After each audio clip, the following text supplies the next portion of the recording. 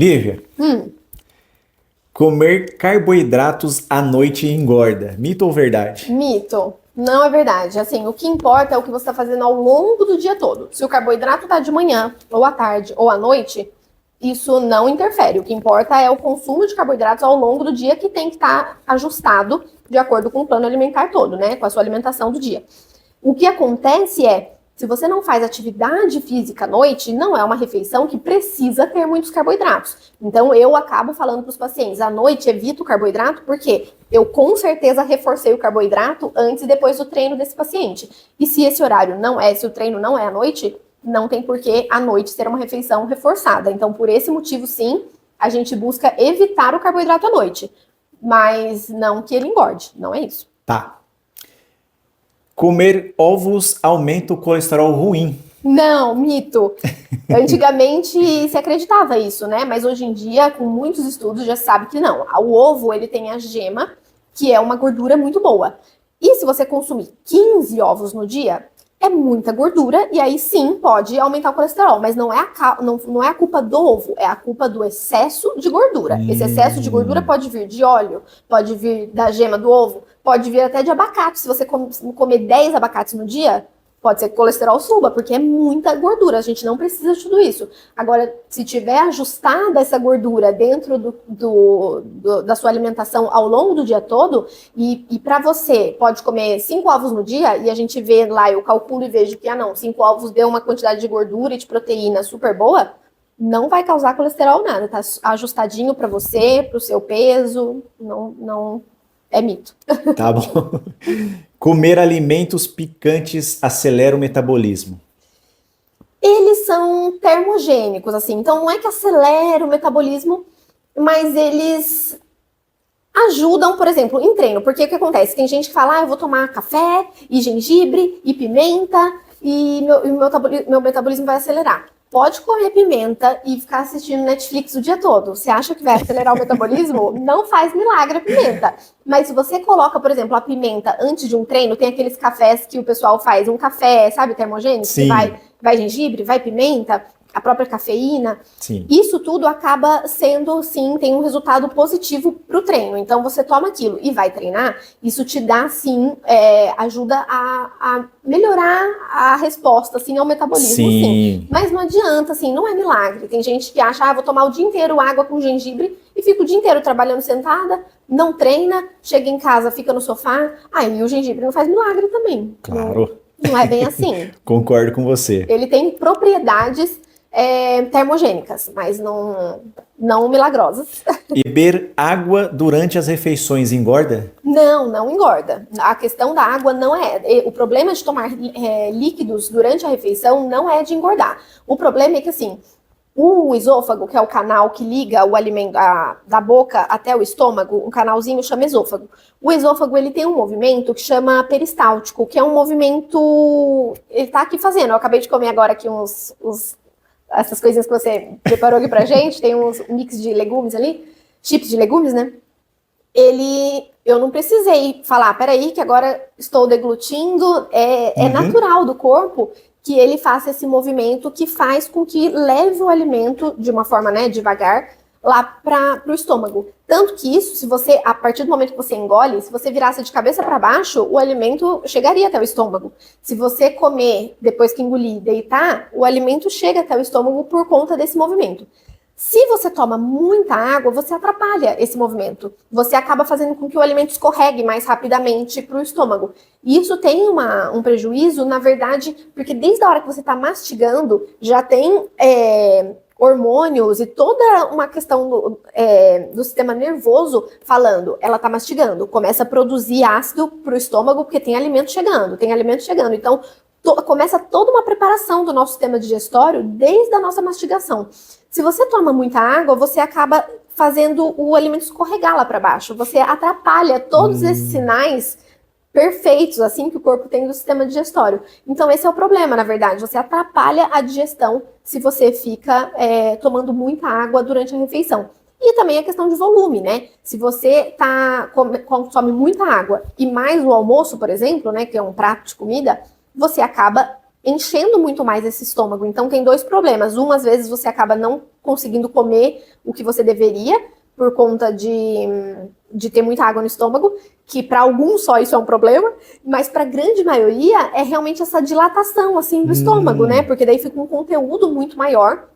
E aí você acaba já dando uma dilatadinha nesse estômago e não está Entendi. sendo preenchido com alimento, é água. Então há uma protusão abdominal, mas Sim, não é de engordar. É só não. porque encheu mesmo. Encheu. E isso a longo prazo pode fazer com que no futuro você tenha que daí comer mais para preencher esse estômago que ficou ali um pouquinho maior. Mas na verdade é sobretudo uma questão de atrapalhar a digestão. E aí não pode, tem que evitar, tem que realmente consumir depois. Claro, num dia muito quente, é isso que eu falo, tudo é equilíbrio. Num dia muito quente, você tá, né, almoçou fora, você quer dar um gole no meio da refeição, não tem problema, você dá um gole, mesmo que durante a refeição. Sim. Mas não é o que as pessoas fazem, né? As pessoas enchem copos, e aí terminou o copo e enche outro copo. E aí é um volume muito grande, que daí não deve tomar, não. Tem que evitar. Mas você falou de água, e se a pessoa tomar refrigerante com a comida? Aí não, pior ainda, porque daí tem todos esses problemas de digestão e de aumentar o conteúdo do estômago, e mais o açúcar, o gás, tudo que compõe o refrigerante. Então são problemas a mais que vão gerando. É uma né? outra coisa também, né? Lívia, comer carne vermelha todos os dias é prejudicial à saúde. Grande parte da gordura que a gente consome, e isso fala muito no documentário, grande parte da gordura que a gente consome vem através da carne vermelha. Então, se você quer uma alimentação menos gorda, né, assim, em questão de gordura mesmo, reduzir a carne é uma boa. Então, a carne vermelha eu acho ótimo, super gosto e tal, mas vale a pena realmente você variar com frango e peixe, porque tem muito menos gordura e acaba que tem até essa questão, assim, essa carne vermelha, qual a qualidade dessa carne? Será que não é nada, não é salsicha, linguiça, não é nada disso que daí é embutido? Daí já tem aquele problema mais que é daquele potencial cancerígeno que a gente falou no início. Então, sendo uma carne vermelha magra, por exemplo, o patinho, que é um corte muito magro da carne, mesmo assim vale a pena variar com frango e peixe, sabe? Fazer sempre uma diversidade maior ali da proteína que você ingere. Peito de peru é um alimento cancerígeno? O peito de peru entra nos embutidos que a gente falou. Então, antigamente, inclusive, como eu falei, eu atendo há 10 anos. Eu lembro de, no primeiro, segundo ano de atendimento, eu falar para o paciente, não, mortadela e presunto não. Coloca peito de peru, porque é mais magro. Então, a gente passava assim, porque é mais magro. Em questão de caloria e gordura, o peito de peru é muito melhor. Mas é um embutido igual. E aí, foi logo em seguida que eu vi essa classificação falando dos embutidos. E aí, quando eu vi que estava junto com cigarro e tal, eu falei, cancela peito de peru. Ele é mais magro, mas qual a pergunta que você falou? Se ele é o quê? Cancerígeno. Ele acaba tendo esse potencial cancerígeno, assim como todos os outros embutidos. Então, tá fora. Ele é mais magro, mas não tira essa questão de ser um embutido, né? Então é verdade. Sim. Açúcar mascavo é melhor do que açúcar branco? Essa pergunta é muito boa, porque muita gente tem dúvida. O açúcar mascavo, ele, pela cor, você vê que ele é natural. O açúcar, ele é branco porque ele tem muita coisa química adicionada a ele. Ele é processado, né? Ele é muito processado. Então, o açúcar mascavo é sim melhor. Ele é muito mais puro do que o açúcar branco. A gente nota isso pela cor. Se mudou tanto a cor de um para outro, é porque um deles foi mexido demais, né? Processado demais. Então, sim, o açúcar mascavo é melhor. Mas, se você consumir 10 gramas de açúcar branco refinado e 10 gramas de açúcar mascavo, os dois têm a mesma resposta em questão de pico de insulina, em engordar, igual. As pessoas não acham isso. Elas sabem que o mascavo é sim melhor, mas ele é melhor em questão de ser mais puro. Não que ele tenha um impacto menor na glicemia. É açúcar de qualquer forma. Então, para quem é diabético, não interessa se é mascavo, se é refinado, se é demerara, não interessa. Nenhum pode. Porque eles têm o mesmo impacto é açúcar. Só é menos industrializado, menos processado. Tá, então, o índice glicêmico muda? Não muda? Não, açúcar de qualquer forma, não muda. Então tem o mesmo pico, não pode para diabético, sim, consumido em grande quantidade, engorda, igual. A única coisa é só que ele é mais puro. E dieta rica em frutas pode causar diabetes? Não. Eu pensei porque, assim, rica, eu já cheguei, por exemplo, uma paciente, eu falo assim, salada é à vontade, falei para uma paciente, aí o marido dela falou assim, Lívia, ela come no almoço 6 tomates, todo dia. Então eu falo, gente, então eu tenho medo de falar à vontade agora, tá? Eu falo, caraca, não precisa ser tão assim, né? Então, assim, dieta rica em frutas, que é uma fruta no almoço, uma fruta depois do almoço, né? Uma fruta no café da manhã, uma fruta à tarde, uma fruta à noite, quer dizer, quatro frutas no dia, 5 que seja, não causa diabetes. A questão é assim, se você já tem um pezinho ali, já é uma pessoa pré-diabética, tem algumas Sim. frutas que vale a pena evitar porque ela tem um índice glicêmico pior, assim, tem frutas com índice glicêmico baixinho e tem frutas com índice glicêmico pior. O que eu peço para evitar, que daí sim é uma coisa que não é muito bacana, é o suco das frutas. Porque daí o suco das frutas é muita fruta, por exemplo, o suco de laranja. São várias laranjas e sem nada de fibra, porque não tem ali o bagaço, é realmente só o suco da fruta, né? Então, aí o suco eu peço para sim evitar. Mas na fruta não causa diabetes, não tem isso. Só precisa consumir, assim como tudo na vida, assim como a proteína também, de forma equilibrada. Então, e tem essa questão da individualidade. Se a pessoa é pré-diabética, eu vou falar, bom, pode fruta, mas você sempre vai associar com fibras, porque daí tem um impacto na glicemia melhor. Então, tem formas de você consumir para que tenha um impacto não prejudicial no seu organismo, mas em geral, eu não quero responder que isso é verdade. Não causa, isso é um mito, mas não quer dizer que é à vontade, assim, nem Sim. água. Você não pode tomar 20 litros de água no dia, né? Que alguma coisa não vai dar certo, não vai dar bom. Então, não, isso é mito, não causa diabetes. Tá. Proteína em pó é indispensável para ganho de massa muscular.